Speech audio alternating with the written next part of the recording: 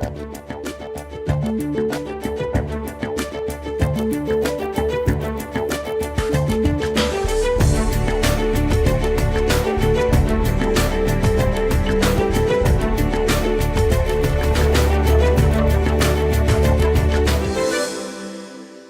of all, welcome, and thank you so much for attending today and wanting to learn about the census. How many of you have never participated in the census before? I know this half has, but wonderful, wonderful. So do you know anything about the census? Just a little bit, right? Well, we're going to go over the census, what it is, why we take the count every 10 years, how important it is for the community, and steps you can take now to ensure a complete and accurate count in 2020. First, though, the mayor will be joining everyone, I guess, at 12. So we're going to kind of rush through these materials. Is it 12 o'clock? We're going to rush through these materials because Paul Glover, who is a regional recruitment manager for 13 counties, including Harris and Fort Bend and surrounding counties, he wants to tell you about jobs. And some of these jobs are, I mean, they're paying $26 an hour. And if you're a student, this is good money to go out and just play another role for the Census Bureau while you're getting the word out, right? So I'm going to kind of skip ahead a little bit and talk about, well, perhaps not. Is it going? Okay, great. So for those of you who said, I've never worked on a Census Bureau, I'm going to direct a lot of my attention to you, right? So you said you heard a little bit about the census. Tell me what you heard. We use some of the census information when we try to think about program implementation. Wonderful. Wonderful. And is that the same for you? So we're talking about planning, right? So the census is important for several reasons. First, it's a constitutional mandate. We're required, Article 1 of Section 2 of the U.S. Constitution requires that we count every single person every 10 years, whether they're a citizen or non-citizen, and we do that for apportionment reasons. Essentially, we have to know how many representatives each state will receive, right? So in 2000 and, I'm gonna put this mic down, it's hard to flip and scroll at the same time. In 2000 and, after 2010, Texas received 4 additional congressional seats. We're likely to gain 3 or 4 additional seats after this census if we obtain a complete count. Now, there are other states that lost seats, right? So we're talking about, you know, people those who sit on our electoral college, those who make decisions about funding in our schools and resources in our communities, transportation. When we lose a seat, or if a state loses a seat, they're losing what? Power. So the fact that we're snatching these congressional seats away from other states is very important to us, and it's equally important to them that they're losing them, because they're losing power, essentially. The census also determines the amount of money that our communities receive. So over $675 billion are allocated to the states annually, every year, based on census data. Texas receives $43 billion every single year. And so for every person not counted, we stand to lose $1,578. Now, when I tell people that, I mean, you can go through $1,578 pretty quickly, so they may not value it as much. They say, oh, I mean, that's rent for the month, and that's food, and okay, so what, I'm not counted, I'm just losing that amount of money. No. Illinois kind of had that perspective too, residents of Illinois, and they had a 1% additional undercount in 2010. They lost over $275 million in 2015 alone in health and human service spending. Money for, you know, CHIP and all kind of different programs for their young people, their students. So it makes a difference collectively. And in a state like Texas, we're talking about hundreds of millions of dollars each year should we have a 1% undercount. So there's a lot at stake. But finally, sorry, go back. Sorry, guys. But finally, yes, you're right, that it's also about planning. We'll leave it there for a minute. It's also about planning. Planning for our schools. You know, Texas is one of the largest growth states in the nation, right? I mean, we're growing by leaps and bounds. All of our new residential development, we're snatching populations from Illinois and LA and all over the country. People are coming here for the quality of life that they feel Texas affords their families, the low cost of living, the housing options. So we have to be able to plan for that. If schools think they're only going to have 200 additional students next year, but they actually have 2,000 additional students, how do they prepare for that in terms of hiring teachers and the free lunch program at their school and after-school programs? So yes, you hit it right on the nail. The census is important for those reasons. I'm going to quickly go over our operational timeline and tell you some of the differences that will occur in 2020 that did not happen in 2010, and then I'm going to let Paul talk about jobs. If we have time, I'm going to come back and we're going to discuss Roam, which is our interactive mapping application. It allows you to see on the map where your hard to count communities are and why they're hard to count, okay? So first, a couple of changes taking place. Does anyone know how we completed the census form in 2010? What was the only method we could complete the census form? Paper. Finally, we're getting with the times, right? I mean, we're so outdated. Other countries have been doing this already for 10 years or more. So finally, we're going to have an online, an internet option to complete the census. You young people should be like, woohoo! I mean, this is right up your alley. So there's no excuses, that means, that we don't get everyone to complete it online and that we should have to send people knocking on doors, right? So we have an internet option, and we also have another option, phone. In 2010, we did have a phone number that people could call, but it was more to assist you in filling out your own census questionnaire. This time, we'll be able to take the information, and we'll be able to take the information in 12 languages, same as the online option.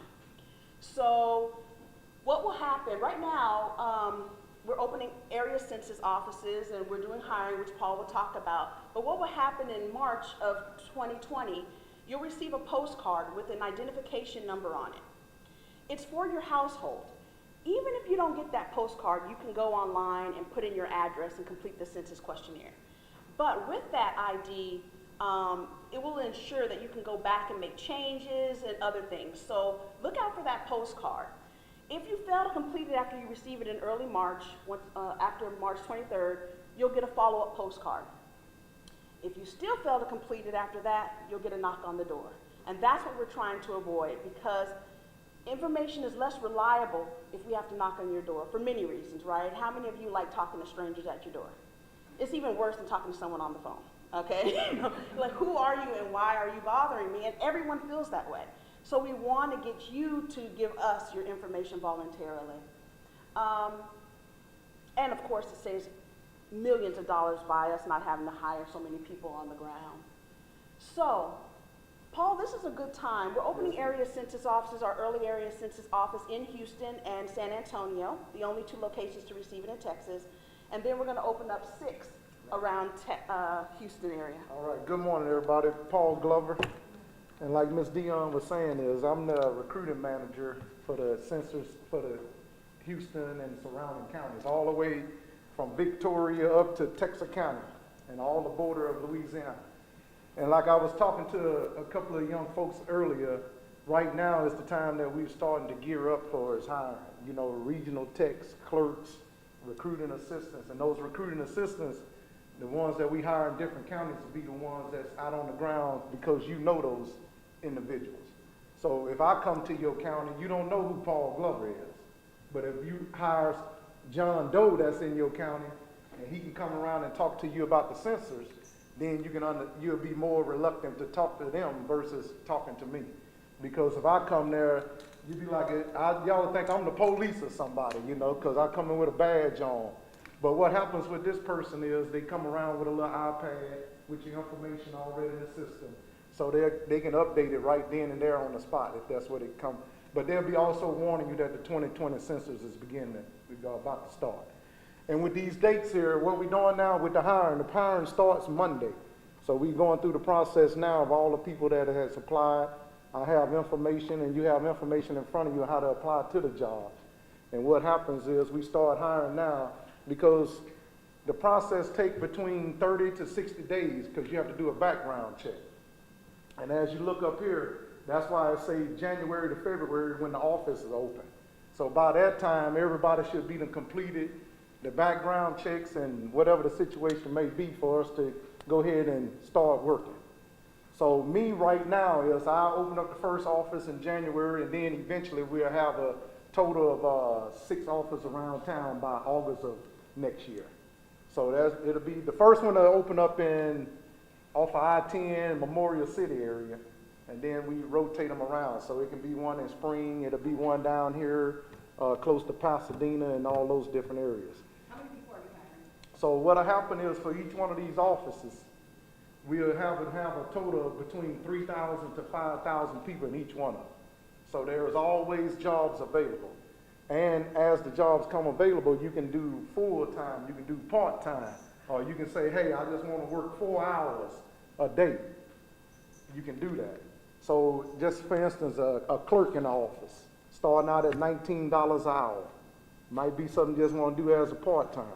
The recruiting assistants that's walking around with their iPad saying, hey, the 2020 census is coming, $26.50 an hour. And these jobs are up until September 2020. So that's when we should have all accounts in by that time. So it might be a few people that's still straggling around at the end that we might have to come knock on your door like Ms. Dion was saying. And we don't want to do that because people get scared of strangers coming to their house. I'm the same way. So that's everybody. But it's a safety issue for us as well. And what happens with this is we are hiring all the time. And due to the fact that people quit, people find other stuff, so people might say, hey, I'll just work with you all until I find another job, anything. But the opportunity is there. So, and me personally, this is the first time I worked for the Census. I started back in August, but it's not my first time to being a recruiter because I had retired out of the military about 4 years ago. So I was a recruiter then. So this is like the things I like to do anyway. So after finishing a 25-year career, so I'm back at it again, start doing the same thing of helping young folks. So that's my passion. Yes, ma'am. Thank you. So, but that's the reason why that I get out here to do it because that's how I ended up in Houston. The Army sent me here back in 2011 as a recruiter. So that's what I have been doing for the last 18 years. So I enjoy it. So I like to talk to people. But these are the ways that we can help. So as you go along, the dates, we don't want to start in 2020 hiring people. So we gearing up now. So when April the 1st hit, we can already be in place. So when you pass the word around about the jobs, pass the word about the census is coming, because we are coming. So, but it's governed by the Constitution that we do this. And this, like she was telling you earlier, this helps you with your funding, your schools, so that's how you get your scholarships, and when you're voting and all that, that's how they get elected to office and the funds that they get. I think that's pretty much it that we have. Any questions about pay or about the type of positions that we have? Because we have, yes ma'am. Okay, so I know you said until 2020. Have you had employees that stay after? Well, we have different jobs that's available, but it's under a different part of the census. Because the 10-year mark is the 10-year mark. So, but you can apply to other positions that falls under the census. So once you in there, in the system, you can always look for other jobs. The same thing I'll probably be doing, you know, so. Because I don't like to sit still, so I have to stay busy. So that's, you know, but it's always jobs. Some of them might be 2 or 3 months here, 4, you know, but they are always having jobs. Yes, ma'am. And are these like for the positions that are normal 8 to 5 kind of positions? Yes, ma'am. Or you can do on a Saturday, you say, hey, I couldn't get off work through the week and I just want to do a few hours. You go to your supervisor and say, hey, I can only work 4 hours this Saturday or something. Or you can come off your job that you're doing and work 4 to 9 or 5 to 9. So you can set your own schedule pretty much. And how beautiful is that? You know? Yes, sir. So when they get hired, will they be confined to a certain area to go to, or is all across the district? It'll be, what we want to do is have a kind of like some control. So if my office pick up over here, So, and then if some of my workers have to go on this side, I will have to let this guy, girl that's running this office say, hey, I might have recruiters in your area. But we all trying to achieve the same goal, so it won't be a bad thing, because we all on the same team. So as long as we get an account from the communities and everybody in the city, that's all that matters. Yes, ma'am. What kinds of candidates are you looking for those recruiters to recruit? Well, we're looking for people that's, obviously we want them qualified, because I don't want to just take a 18-year-old and just put them out there and say, hey, I need you to go do this here. So I want you to have some background with recruiting or be able to talk to someone. So just like, yes ma'am. Does it mean that you would like people who are bilingual? We need that. And I'm glad you asked that question, because the thing that we're looking for, we'll need a Chinese speaker, we'll need a Vietnamese speaker, and we'll need a Spanish speaker. Because one of those offices that you see, one will be ran by a Chinese speaker, one will be ran by a Vietnamese speaker, and the other one will be ran by a Spanish speaker. And as you look up here as well, just pay attention to the hiring requirements here as well. Because if you out there, you're going to need your own transportation. And what happens with these jobs too, you get paid mileage. So that's the reason why I was saying that you need to have a vehicle. So you get paid mileage from your home to wherever you're going, back to your home. Do y'all take Uber? They won't reimburse. They won't reimburse you for that, so. Thank you, Paul. But you do get the mileage and stuff like that. So these are some, and what'll happen too with you, yes ma'am. I'm sorry, it says must complete or pass a background check. Is that to say that you will not hire someone who's a felon? Not necessarily, Right. but not What'll never. happen is with that is, think about this here. Like when I just said I was a recruiter, right? So some states might say, hey, if you got a DUI, that's a misdemeanor. Some states might say, hey, that's a felony. So when you do the background check, they'll determine that because you go through a national background check. So it could, we don't have no control over that. So whatever the charges may be, we can't get into that stint. All we can do is send you to the places to do the fingerprints, and they'll determine that. But for the extent of the charge is, then they can make a determination off of that when they get ready to do the hiring. I often tell people to just explain circumstances, Yes. because remember, when we're putting field workers on the ground to knock on doors, the real fear is that a resident could be harmed in some Yes. way. So if the crime was a misdemeanor drug Right. conviction and there's no harm to a resident, oftentimes, and it happened 10 years ago, I have known people to get hired with the census as a field rep with those kinds of misdemeanors. Now, if it's something like rape or assault or, of course, murder or something like that, not going to Right. happen. But you know, a lot of our young people have committed crimes as young people who are now in their 30s and 40s and have never done anything since. I often say, definitely explain the circumstances. Thank you so much, Paul. Do you guys have any questions, any more questions about jobs? Okay, perfect. All right, thank you, Dad. Oh, Paul, did you want to give your the email for where they can Yes, apply? I'll pass some cards around to you all. I think I gave a couple of people the cards already, but I'll pass some around. So. Throw my card in the trash, young lady. So also write down, if you're a graduate and you're looking for a professional job, some of the jobs pay up to $102,000 a year and some even more. So go to census.gov/field jobs for those jobs. If you're looking for the flexible office part-time jobs, you'll go to 2020census.gov/jobs. Okay? So quickly, I'm going to back this up a little bit, and we're going to talk about those hard-to-count factors, if I can. We're going to talk about those hard-to-count factors that make people less likely to fill out the census form, right? Can you name some things why people would be hesitant to fill out the census form, a group of people? Immigrants, right? And what type of immigrants? Undocumented immigrants, because clearly they're frightened that if we knock on their door and get their information, we might share it with whom? ICE, the police department, even apartment managers sometimes, right? So that's one group, yes. That's one of our hardest to count groups. Can you name another group? Some are sitting in this room today. Doesn't give you a lot of hint, does it? But some, and I'm looking at these young people up front, college students. For some reason, 18 to 24-year-olds don't fill out their census form in large numbers. I wonder why. I mean, they're at that age where they're flexing their independence, right? But they still rely on mom and dad to do their official forms for them. That could be a reason. I don't know. You guys tell me. But you guys are a hard to count group.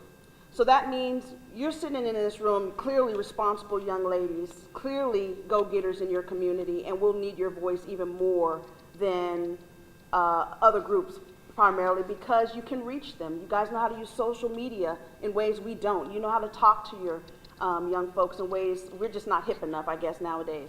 So we need you to be those trusted voices, okay? And there's another group of young people that don't fill out the census form. Infants. Clearly they can't fill it out. But their parents just leave them off the census form. We can't figure out why parents don't count their children 0 to 5. Over 1 million children were not counted in 2010, probably more. So I don't have an explanation for why that is. But maybe when we're giving them the official form, they're just thinking, let's just take care of the adults or the people that receive services, not understanding that every person, even children, bring resources back to the community, and we expend resources as a government for them, right? One more group, apartment renters. And it's hard for us if they don't fill it out because they're mostly gated. So we have a hard time navigating them. Tell me the time. It's 11:45, so you have about 5-ish Sure. minutes. Sure. And then we have, of course, people who don't speak the language very well. That's a hard to count group, and developing those materials, as Glenda was suggesting, to reach out to all of the communities that may have language barriers will be important for our complete count committees and important for our community organizations. So this is Rome, our interactive mapping application. You can find it at census.gov/Rome. Essentially what it does is, you see the dark blue areas or the darker teal areas. Those are our hardest to count communities. This is here, right here. So clearly this neighborhood is one of our hardest to count communities. It says on there, it's hard to read, but 32% of the residents in this tract are not likely to fill out their census questionnaire voluntarily. 32%.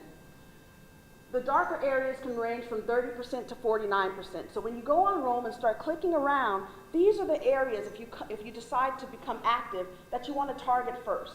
But you just don't want to go willy-nilly and assume, say this is, just assume that this is a 90% black area. And here it doesn't indicate that. In fact, well, the race is not shown here, but it's not shown here. But let's just assume it is. Would that be the way to target this tract, just saying, oh, everyone's black, so we're going to put some black materials together and just pass them out? And we're going to put some black elected officials on this flyer and say, fill out your census form. Is that the way to go about it? No. Actually, race in itself is not a reason why people don't fill out their census form. It's the other factors, right? If you're lower income and you have 2 or 3 jobs, you might happen to be black, but it's not because you're black you're not filling it out. Because other black people who have a great job and have time on their hands are filling it out, right? So it's the reason we have to get to, not the race. And that's what I want everyone to kind of take away when you're doing outreach in your communities. What are the factors that make them less inclined to vote or less inclined to fill out that census form? Are they apartment renters? Are they 0 to 5? Are they 18 to 24? Are they immigrants? Are they fearful because they have a criminal record? And in our communities, often in communities of color or in lower income communities, many live in apartment complexes have more than the children the manager says you can. You might have a 1-bedroom and you have 6 people living there. But the manager clearly said on that lease you can have no more than 3 people in this 1 bedroom. So when I knock on your door, are you going to tell me the 6 that live there? You're not likely because you think I'm going to share it. So it's important, the last takeaway is when you go out in your communities to stress the confidential nature of the census. We're not allowed to share your information with any third-party source. We could be subject to 5 years imprisonment and a $250,000 fine per occurrence should we release that information to ICE, to the police department, to apartment managers. It has never, ever happened in the Census Bureau, and it will not happen because of these tough penalties that we're subject to for life. Even after I leave, I can't keep your information and share it. So that's the kind of stuff you want to relay to community people out there, that your information will not be disclosed by the Census Bureau, and they probably give more information on an application form for a credit card or for even their grocery store than we're asking for from the census form. Okay, so we're going to close this down because we're getting close, but do you guys have any questions? Yes, ma'am. I know there was talk about the immigration question. Yes. Is that gonna be on? I'll just give you the official response that we understand, and that is that it takes Congress to now remove the question. So you have to ask yourself of the likelihood that Congress would remove that question from the census form and make that determination, and we won't know until 2019 or so. I would say prepare either way, yes. Any other questions, guys? Well, thank you so much, yay!